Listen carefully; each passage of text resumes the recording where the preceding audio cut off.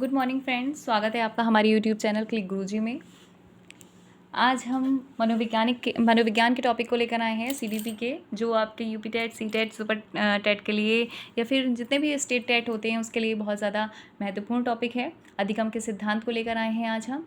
अधिगम के सिद्धांत की सीरीज़ चल रही है। लास्ट वीडियो में हमने बीएफ स्किनर के सिद्धांत को डिस्कस किया था और उससे पहले हमने पावलव, थॉर्नडाइक और बीएफ स्किनर के जो उनका सिद्धांत है उनको हम डिस्कस कर चुके हैं। अब हम सूज का सिद्धांत लेकर आए हैं, तो हमारे साथ वीडियो में आप अंत तक बने रहिएगा और हमारी वीडियो को सब्सक्राइब, हमारे चैनल को सब्सक्राइब, वीडियो को लाइक और शेयर करना मत भूलिएगा। चलिए स्टार्ट करते हैं। तो सूज का सिद्धांत का टॉपिक जो लेकर आए हैं हम, चलिए स्टार्ट करते हैं। सूज का सिद्धांत, इस सिद्धांत का प्रतिपादन 1920 में गेस्टाल्टवादियों ने किया था। इस सिद्धांत का प्रतिपादन 1920 में गेस्टाल्टवादियों ने किया था। अब गेस्टाल्टवादी का अर्थ क्या होता है ये तो पता चल गया कि 1920 में भाई गेस्टाल्टवादियों ने किया था सूज के सिद्धांत का प्रतिपादन। लेकिन गेस्टाल्ट का अर्थ क्या होता है? तो गेस्टाल्ट का अर्थ होता है समग्रकार। गेस्टाल्ट का अर्थ होता है समग्रकार, मतलब संपूर्ण आकृति। क्लियर? कब किया था? 1920 में किया था। किसने किया था? गेस्टाल्टवादियों ने किया था। किसका? सूज का सिद्धांत का प्रतिपादन। गेस्टाल्ट का अर्थ क्या होता है पूछ लिया जाता है, क्वेश्चन बन जाता है यहाँ से कि बताइए गेस्टाल्ट का अर्थ क्या होता है। तो उस भाई संपूर्ण आकृति या समग्रकार। अब गेस्टाल्टवादी जो थे वो कहाँ के निवासी थे? तो गेस्टाल्टवादी आपके जर्मनी के निवासी थे। गेस्टाल्टवादी आपके जर्मनी के निवासी थे। लास्ट वीडियो में मैंने बीएफ स्किनर पढ़वाया था, आपको डिस्कस किया था। बताइए ज़रा, बीएफ स्किनर अगर आपको याद हो तो बताइए बीएफ स्किनर कहाँ के निवासी थे? कमेंट सेक्शन में आप मुझे बताइए कि बीएफ स्किनर कहाँ के निवासी थे और उन्होंने अपने प्रयोग किस पर किए थे, किस किस पर किए थे। अच्छा, गेस्टाल्टवाद जर्मनी के निवासी थे, ये तो आपको पता चल गया। अब जो गेस्टाल्टवाद थे ना, मतलब इससे कोई एक मनोवैज्ञानिक नहीं जुड़े हुए हैं। इससे आपके मैक्स वर्दाइमर, कोहलर और कोल्फा, मैक्स वर्दिमर, कोहलर और कोल्फा, ये तीनों ही जो थे वो गेस्टाल्टवाद से जुड़े हुए थे। ये तीनों जो थे वो गेस्टाल्टवाद से जुड़े हुए थे। वैसे तो अगर पूछ लिया जाए कि सूज के सिद्धांत का प्रतिपादक कौन है तो किसने किया, तो भाई कोहलर माने जाते हैं क्योंकि ये प्रयोग करता है। मैक्स वर्दिमर प्रतिपादक हैं, कोहलर प्रयोग करता है और कोल्फा जो है सहयोग करता है। तो ये तीनों ही जो थे वो आपके गेस्टाल्टवादी कहे जाते हैं।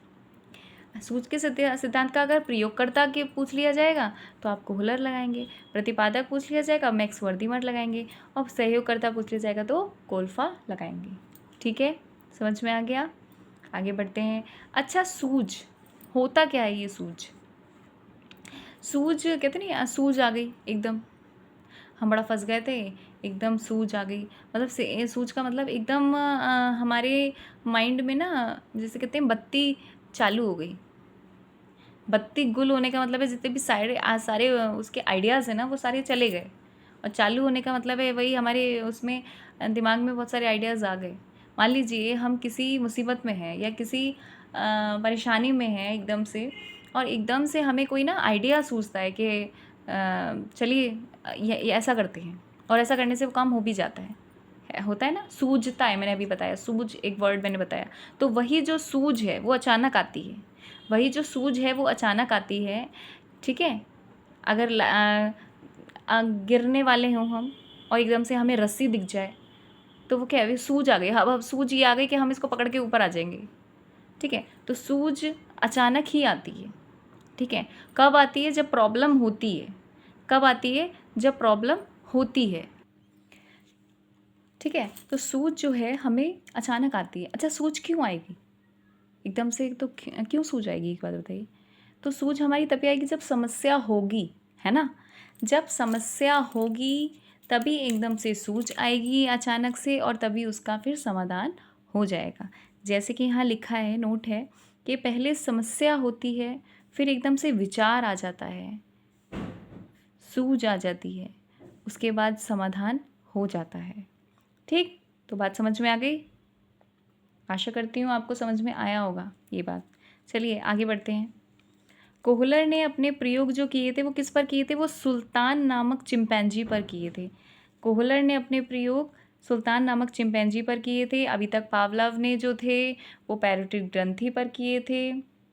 पाचन क्रिया पे थॉर्नडाइक ने बिल्ली पर किए थे। बीएफ स्किनर ने चूहे और कबूतर पे किए थे। और जो कोहलर हैं वो आपके सुल्तान नामक चिंपैंजी पर किए थे। अच्छा, चिंपैंजी थे कितने? 6 थे, याद रखना। चिंपैंजी थे कितने? तो 6 थे। ठीक। अच्छा, इस सिद्धांत को अनेक नामों से जाना जाता है। इस सिद्धांत को अनेक नामों से जाना जाता है। अब देखिए कौन कौन सा नामों से जाना जाता है। तो अंतर्दृष्टि का सिद्धांत, गेस्टाल्टवाद का सिद्धांत, वास्तविक परिस्थिति का सिद्धांत, समग्रकार का सिद्धांत और अवयवी सिद्धांत। किस किस नामों से जाना जाता है? अंतर्दृष्टि का सिद्धांत पूछ लिया जाएगा। भाई सूझ का सिद्धांत तो आपको पता है कि भाई कोहलर का है, कोल्फा का है, गेस्टाल्टवादियों का है और मैक्स वर्दाइमर का है। लेकिन अगर दूसरे नाम से पूछा जाएगा अंतर्दृष्टि का सिद्धांत बताइए, तो कन्फ्यूज़ मत होना। किसका है? ये आपके कोहलर का ही है, मतलब सूझ के सिद्धांत का ही उपनाम है। गेस्टाल्टवाद भी बोला जाता है सिद्धांत को, वास्तविक परिस्थिति का सिद्धांत भी बोला जाता है, समग्रकार का सिद्धांत भी बोला जाता है और अवयवी सिद्धांत भी बोला जाता है। ठीक है, एक बार फिर से डिस्कस कर लेते हैं कि सूझ का सिद्धांत जो है, इस सिद्धांत का प्रतिपादन किसने किया था? 1920 में गेस्टाल्टवादियों ने किया था। गेस्टाल्टवादी का अर्थ क्या है? समग्रकार और संपूर्ण आकृति। मैक्स गेस्टाल्टवादी कहाँ के निवासी थे? तो जर्मनी के निवासी थे। इनमें गेस्टाल्टवादियों में सिर्फ एक ही का ही नाम, मनोवैज्ञानिक का नाम नहीं आता है। इसमें मैक्स वर्दीमर का, कोहलर का, कोल्फा का, तीनों का नाम आता है। मैक्स वर्दीमर प्रतिपादक थे, कोहलर प्रयोगकर्ता थे, कोल्फा सहयोगकर्ता थे। इन तीनों में से क्वेश्चन जैसा भी बन जाए आप वैसे आप लगा के आइएगा। प्रयोगकर्ता पूछ लिया जाए सूझ का, कोहलर लगा के आइए, सहयोगकर्ता पूछ लिया जाए, कोल्फा लगा के आइए और प्रतिपादक पूछ लिया जाए तो मैक्स वर्दीमर लगा के आइए। क्लियर? सूझ अचानक ही आती है। कैसे आती है भाई? समस्या होती है, फिर विचार आता है, फिर सूझ आती है, फिर समाधान हो जाता है। कोहलर ने अपने प्रयोग सुल्तान नामक चिंपैंजी पर किए थे। कितने चिंपैंजी थे? 6 थे। इस सिद्धांत को अनेक नामों से जाना जाता है। कौन कौन से नामों से जाना जाता है? अंतर्दृष्टि का सिद्धांत, गेस्टाल्टवाद का सिद्धांत, वास्तविक परिस्थिति का सिद्धांत, समग्रकार का सिद्धांत और अवयवी सिद्धांत। इसी के साथ हमारा सूझ का सिद्धांत भी यहाँ आकर ख़त्म होता है। अब हमारे जितने भी अधिगम का सिद्धांत है, यहाँ टॉपिक कंप्लीट हो जाता है। नेक्स्ट वीडियो में हम नेक्स्ट चैप्टर को लेकर आएंगे।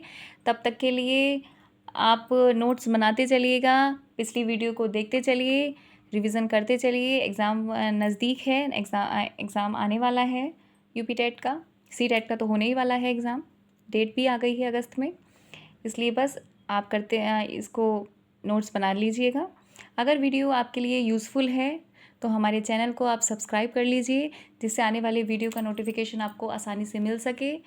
वीडियो को आप शेयर और लाइक करना मत भूलिएगा। तब तक के लिए थैंक यू एंड धन्यवाद।